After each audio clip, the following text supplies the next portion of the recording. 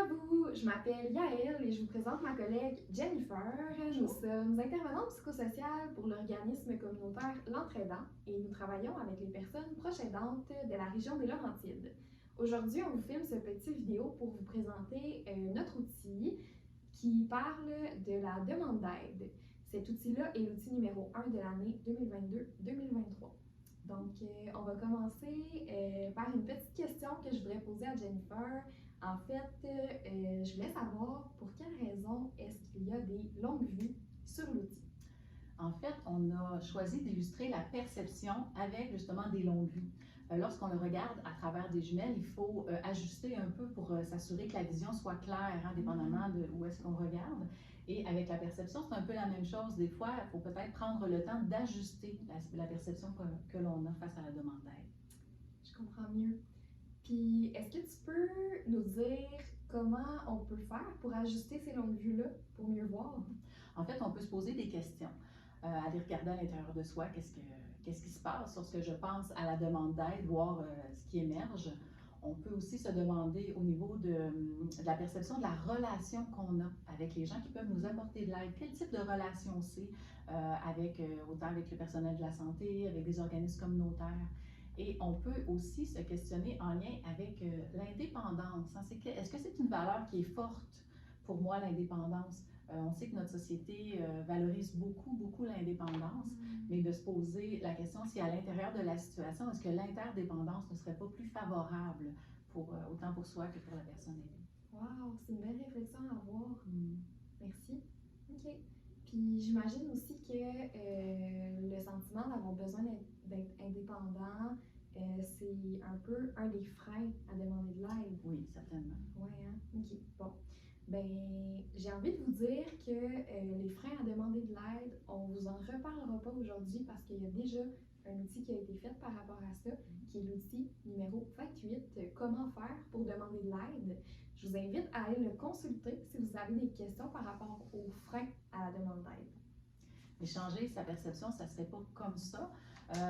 Il y a un processus de changement de perception. Est-ce que tu peux nous en parler, Yael? Il y a des termes qui ne sont pas nécessairement simples à l'intérieur. J'aimerais ça que tu me les expliques un peu. Ben oui, c'est parfait. Si je te demande, qu'est-ce que c'est que la précontemplation? Bien, la précontemplation, en fait, c'est la première marche de l'escalier du changement.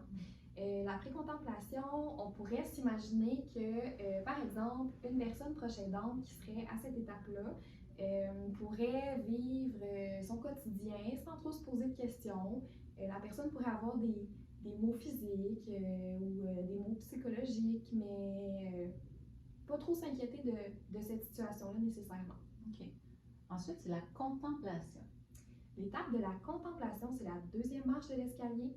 Rendu à l'étape de la contemplation, si on reprend notre exemple de tout à l'heure, la personne proche aidante qui avait des maux physiques ou des maux psychologiques, pourrait commencer à se questionner sur, ben là, tu sais, qu'est-ce qu'on fait avec ça? Qu'est-ce qu'on fait avec ces mots-là, ces mal-être ou ces malaises-là? Comment on peut faire pour que ça s'améliore? Puis en fait, est-ce que c'est possible que ça s'améliore? Ensuite, il y a la détermination. La détermination, c'est la troisième marche de l'escalier. Rendue à cette marche-là, en fait, la personne va commencer à réaliser que, effectivement, changer quelque chose, peut-être dans la routine ou dans la façon de faire les choses, ben, ça apporterait du positif. Ça apporterait beaucoup plus de positif même que de négatif. Donc, en fait, ce serait un bienfait de penser à changer quelque chose. OK. La prochaine marche, c'est l'action. Rendu à l'étape de l'action, ben, on pourrait voir la personne proche aidante qui a réalisé que c'était positif d'apporter un changement dans sa vie. Ben, cette personne proche aidante-là se mettrait en action en commençant à faire des appels, à faire des démarches pour prendre soin d'elle, pour se sentir mieux, pour diminuer son niveau d'épuisement, etc. OK. Et la dernière marche, c'est le maintien.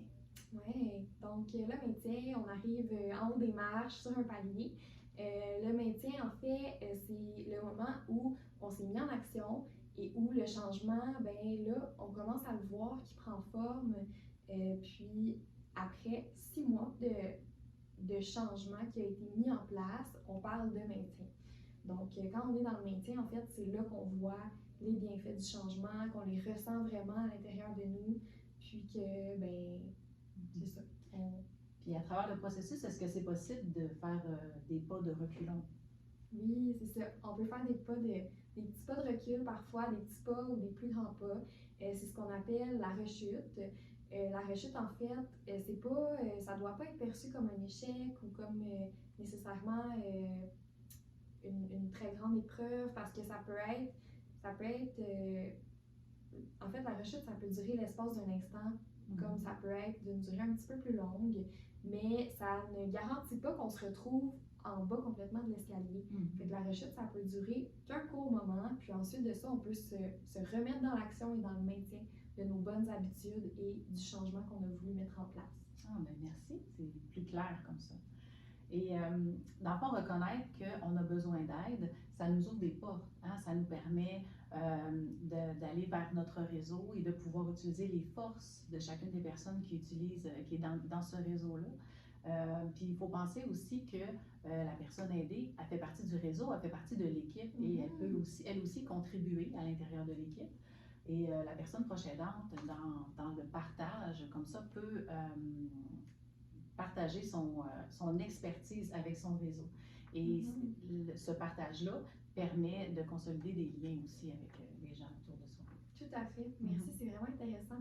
Est-ce qu'il y a aussi 2-3 bienfaits qui pourraient être liés directement à la personne proche aidante? Certainement. C'est sûr qu'à partir du moment où on partage la charge de travail, on va parler de réduction de charges objectives. En fait, c'est tout ce qui est tâches concrètes qu'on doit faire. C'est sûr que si on répartit ces tâches-là, on fait une diminution de la charge objective. Il peut y avoir aussi une diminution de la charge subjective ou la charge mentale. En fait, c'est ça, c'est toutes les pensées qui tournent dans notre tête de tout ce qu'on a à faire, à accomplir.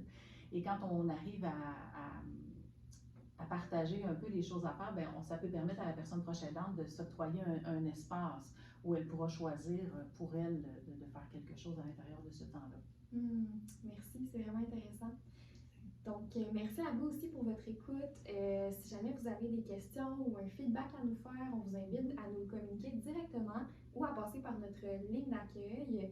Je tiens à vous rappeler que notre ligne d'accueil est ouverte du lundi au dimanche, donc 7 jours sur 7, de 8h30 à 16h30. Et vous pouvez nous contacter au 579-888-0211. Donc, merci beaucoup et au plaisir.